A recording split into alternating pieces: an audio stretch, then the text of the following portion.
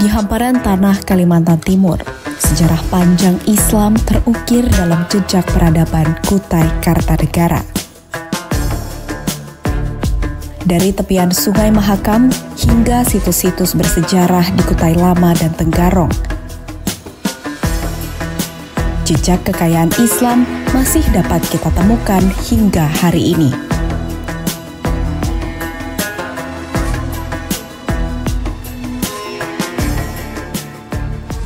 Kutai Kartanegara, Kalimantan Timur merupakan kerajaan Islam yang besar dan makmur pada zamannya.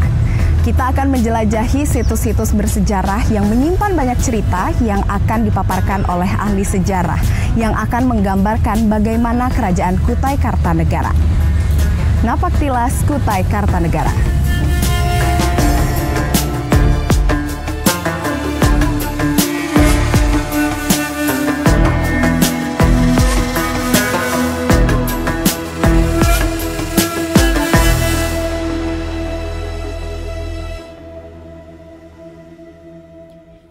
Perjalanan Islam di Kutai Kartanegara bukan sekedar cerita, tetapi cerminan bagaimana agama ini berakar dalam kehidupan masyarakat. Mari kita telusuri kisahnya dalam Napaktilas Kutai Kartanegara, menelusuri sejarah, jejak Muslim, dan nilai-nilai Ramadan yang diwariskan dari generasi ke generasi. Kerajaan yang disebut Kutai di timur Kalimantan kan kita kenal namanya Kerajaan Kutai kalau di buku sejarah sekolah tuh. Berdirinya di Muara Kaman awalnya abad ke-5 Masehi atau ke-4 Masehi.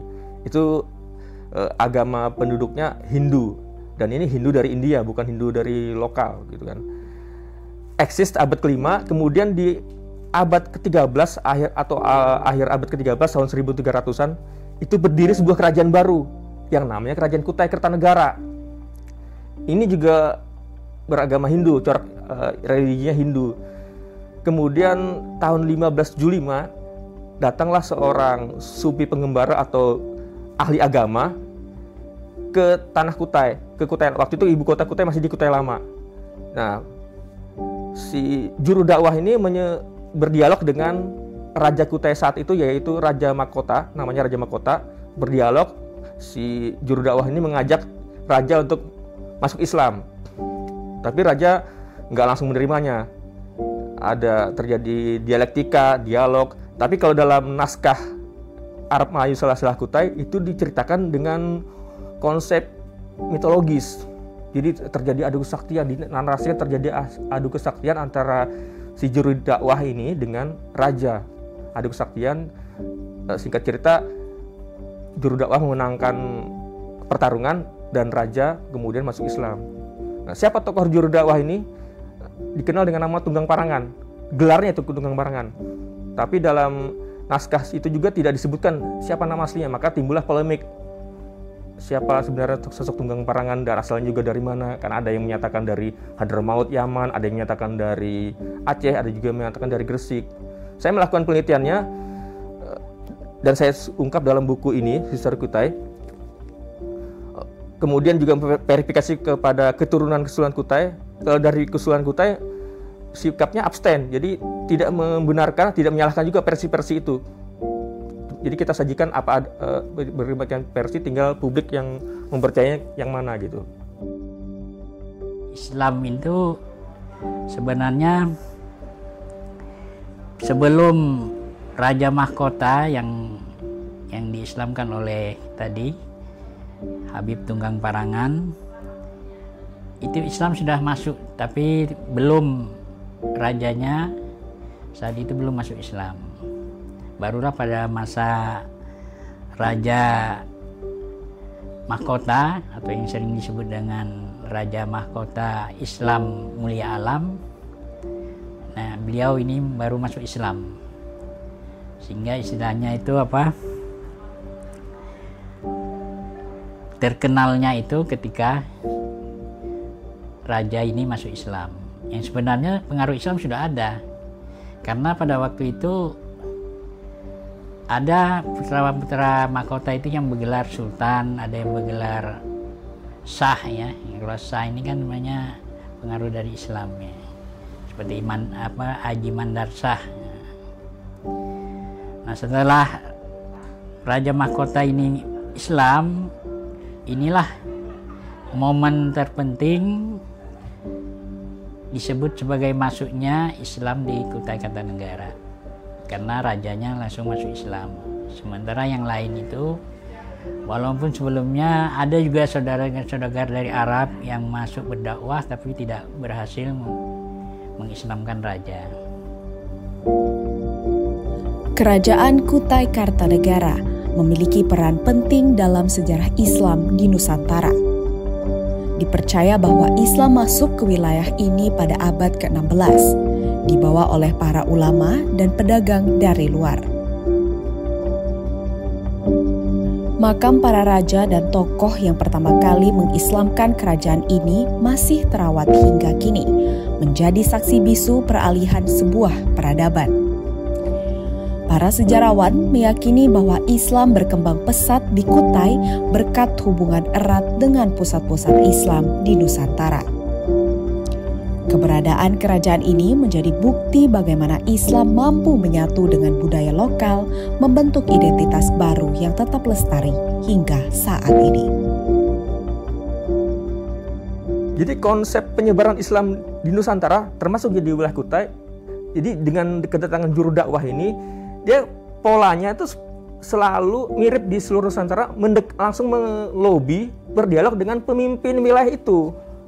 Jadi Tunggang Parangan langsung berdialog dengan raja.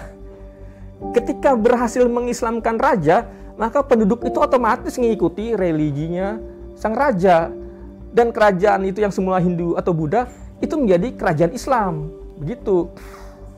Jadi top down itu sistemnya. Rajanya agamanya apa, nanti penduduk ikut. Jadi pada masa Tuan Tunggang Parangan itu hampir mirip dengan kita, ada pengajian-pengajian, ada majelis-majelis yang dipimpin oleh Tunggang Parangan. Para ahli sejarah ada yang melibatkan Datuk Ribandang ya. Cuma konteksnya waktu itu memang beliau ketika di Sulawesi dengan Datuk Ribandang ini bersama-sama mengislamkan masyarakat di Sulawesi. Tapi ketika menuju ke Kutai, ke Kalimantan Timur, ini di tengah jalan itu ada dapat kabar bahwa mereka-mereka yang mu'alaf di Sulawesi itu kembali lagi, sehingga Datuk Ribandang ini sepakat dengan Tuanku Tunggang Parangan untuk berbagi tugas. Jadi Datuk Ribandang kembali ke Makassar, ke Sulawesi, sementara Tuanku Datuk Tunggang Parangan ini tetap melanjutkan berdakwah di Kutai. Ya. Kalau zaman sekarang kita punya dalam ilmu sejarah ada metode interpretasi. Ini harus dimaknai secara rasional. Nah, saya punya interpretasi bahwa adu kesaktian ini maksudnya terjadi dialog, terjadi dialektika antara raja dengan mubalik ini, dengan Tunggang Parangan. Jadi raja menerima itu dengan sadar, dengan rasional. Itu intinya. Pelajaran yang dipetik dari cerita ini bahwa dengan dialog itu berarti tidak ada pakai jalur kekerasan. Berarti tidak ada konflik. Dan konsepnya juga kalau ya itu tadi kata Aziumardi Azra, penyebaran Islam di Indonesia dengan damai. Dan metodenya langsung ke penguasa. Kalau ketika penguasa sudah berislam, itu otomatis rakyat ikut.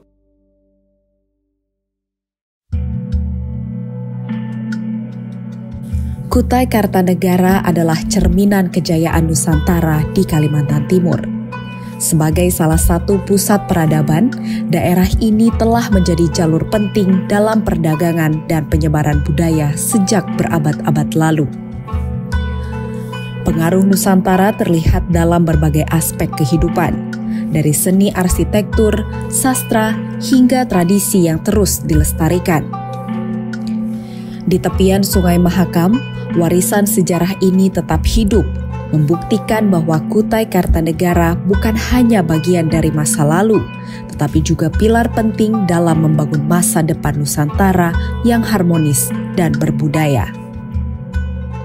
Pada masa Islam ini yang saya anggap banyak masyarakat yang tidak tahu bahwa Kerajaan Kutai ini pernah terjadi pergolakan politik, ya, pernah terjadi kudeta, yaitu ketika Sultan Haji Muhammad Idris itu meninggal, sementara penggantinya, kalau tidak salah itu Sultan Haji Parikesit, ini masih anak-anak gitu ya, masih dalam perwalian. Nah, sementara yang lain yang bernama Sultan Haji Aliuddin atau yang terkenal dengan Haji Kado itu merasa itu haknya, sehingga terjadi kudeta. Nah, Sultan Haji Kado ini hanya sempat 2 tahun dia memerintah, kemudian digulingkan. Dan kalau di sejarahnya ini artinya tidak semua di sejarah memuatnya. Beliau ini dihukum gantung dan dimakamkan di Pulau Jembayan itu. Ada kan Pulau Jembayan? Nah, di situ. Tahun 1635 setelah jadi Islam nih, Kerajaan Kutai Kertanegara yang ibu kota awalnya di Kutai Lama, sekarang kan masuk Kecamatan Anggana, itu melakukan agresi militer ke Muarakaman 1635 tadi. Terjadi peperangan, pertempuran, kalah Muarakaman, kerajaannya runtuh, rajanya mangkat karena tadi ada pertarungan antara 2 raja, Raja Muarakaman mangkat otomatis kalah kan. Lah, jadi wilayahnya di Muarakaman itu diambil, dianeksasi oleh Kerajaan Kutai Kertanegara. Makanya sekarang ada nama panjangnya Kerajaan Kutai kan, Kerajaan Kutai Kertanegara Ing Martapura. Ketika agresi militer ke Muarakaman, itu konteksnya bukan untuk Islamisasi, bukan untuk pemaksaan orang berislam. Karena setelah raja itu kalah di Muarakaman, penduduk dibebaskan mau masuk Islam atau tetap dengan kepercayaan yang lama itu bebas. Makanya di pedalaman Kutai itu kan masih banyak orang-orang Dayak yang menganut religi lama yang bukan Hindu, bahkan yang disebut Kaharingan. Kalau yang sekarang disebut Hindu Kaharingan, dulunya masih Kaharingan. Ritual-ritual lama. Jadi nggak ada pemaksaan penduduk untuk berislam, nggak ada. Tidak ada konflik dalam penyebaran Islam di wilayah Kutai. Semuanya dengan damai. Kalau terjadi perang tadi bukan karena agama, tapi karena memang motif politik aja, motif politik ekspansi, perluasan wilayah. Tidak ada sangkut pautnya dengan penyebaran agama Islam di wilayah Kutai. Jadi Kerajaan Kutai ini menyatu dengan Negara Kesatuan Republik Indonesia. Nah, kemudian pada zaman pemerintahan Pak Saukani sebagai bupati, dihidupkan lagi lah Kerajaan Kutai ini, yang maksudnya bukan untuk sebagai saingan, sebagai lembaga resmi ya, untuk menghidupkan budaya saja, bahwa di Kerajaan Kutai, bahwa di Kutai Kertanegara ini ada kerajaan Islam yang dulunya adalah kerajaan Hindu. Nah, sehingga dinobatkanlah, dilantiklah raja selanjutnya, yaitu Sultan Salehuddin II. Yang paling bisa dijadikan tonggak sejarah tuh satu diantaranya adalah perubahan identitas Kerajaan Kutai Kertanegara yang sebelumnya disebut Kerajaan Kutai kemudian menjadi Kesultanan Kutai. Walaupun sudah menjadi kerajaan Islam pada tahun 1575 dengan kedatangan Tunggang Parangan tadi, tapi tetap namanya masih Kerajaan Kutai. Berubah menjadi Kesultanan Kutai itu di zamannya Sultan Haji Muhammad Idris bertahta. Sultan Haji Muhammad Idris yang sudah dinobatkan sebagai pahlawan nasional pada tahun 2021. Jadi Raja Kutai pertama yang menggunakan atribusi sebagai sultan itu adalah Haji Muhammad Idris 1732. Begitu. Momentum perubahan dari kerajaan menjadi kesultanan itu paling penting adalah berdirinya kota Samarinda. Karena sejak perpindahan ibu kota dari Kutai Lama ke Jembayan itu sebuah kecamatan sekarang jadi kecamatan di Kutai Kertanegara, ke arah barat dari Samarinda. Itu ibu kota Jembayan tidak berfungsi sebagai pelabuhan atau bandar. Yang difungsikan adalah kampung-kampung yang sekarang dikenal sebagai kota Samarinda. Jadi awal berfungsinya Samarinda sebagai kota, sebagai pelabuhan bagi Kesultanan Kutai. Jadi barang-barang antar pedagang itu ya kumpulnya di Samarinda, bukan di Jembayan. Begitupun ketika ibu kota Jembayan pindah ke Tenggarong 1782, Samarinda makin eksis sebagai pusat pertemuan, persinggungan, interaksi para entitas luar pulau begitu. Jadi itu dampak paling signifikannya adalah berdirinya kota Samarinda pada tahun 1732, berfungsi sebagai kota pelabuhan Kesultanan Kutai.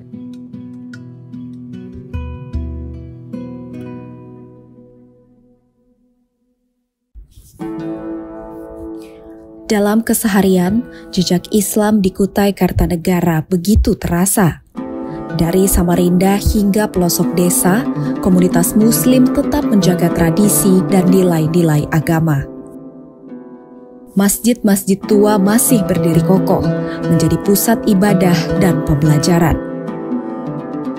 Pengaruh Islam tidak hanya dalam ritual keagamaan, tetapi juga dalam seni, budaya, dan pendidikan.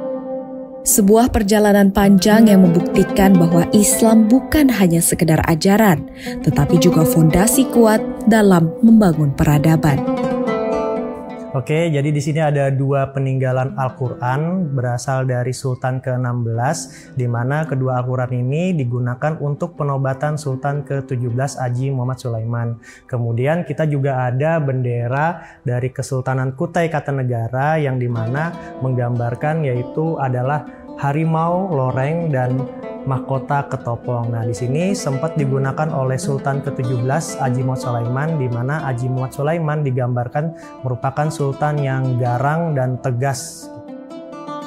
Jadi di Museum Mulla Warman juga memiliki kitab-kitab peninggalan dari Kesultanan Kutai yang dimana kitab-kitab itu bertuliskan huruf ataupun Arab. Nah, di mana kitab-kitab ini salah satunya yaitu silsilah dari Kesultanan atau Raja Kutai, kemudian ada juga Al-Quran dan kitab-kitab yang menceritakan tentang Nabi Muhammad SAW. Nah, di mana di sini berada di lantai 2 Gedung A UPTD Museum Mulla Warman. Jadi untuk pengunjung bisa langsung melihat dari kitab-kitab tersebut.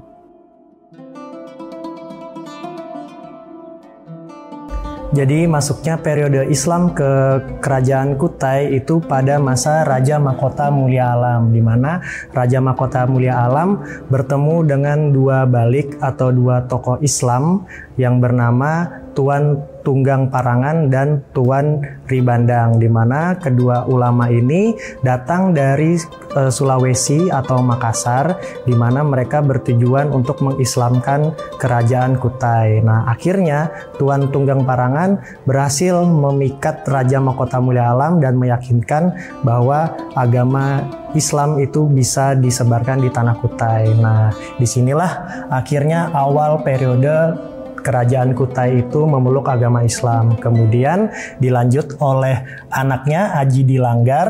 Nah, di mana sebelumnya itu Raja Mahkota Mulia Alam meminta kepada para tukang kayu beserta Tuan Tunggang Parangan untuk membuat masjid. Nah, di mana masjid inilah yang menjadikan wadah atau untuk tempat mensiarkan agama Islam yang dilanjutkan oleh Haji Dilanggar dan sampai hingga ke Seraja atau Sultan sampai saat ini. Ya, yang satu kan memang Masjid Keraton, Masjid Kerajaan. Itu namanya Masjid Haji Hasanuddin, ya. Salah seorang punggawa keagamaan kerajaan sehingga diabadikan dengan nama masjid itu.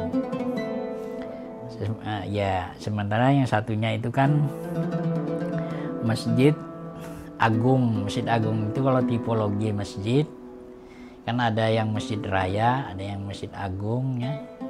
Ada yang masjid besar, ada yang masjid jami. Jadi kalau Masjid Agung ini masjid yang ada di kabupaten. Ya.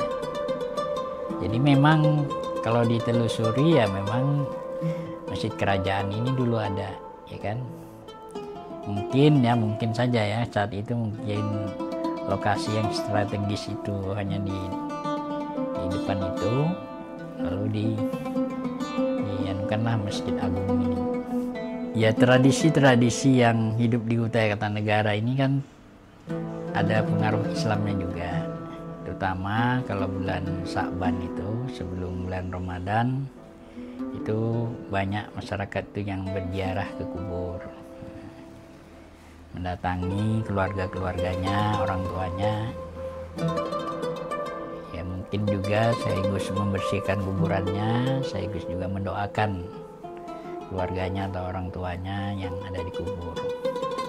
Yang kedua, biasanya di menjelang Ramadan itu masyarakat tuh sering selamatan atau haul ya. Untuk ya hampir sama dengan ziarah, dia mendoakan lah. Ya doakan untuk keselamatan, untuk ya pengampunan bagi yang meninggal gitu.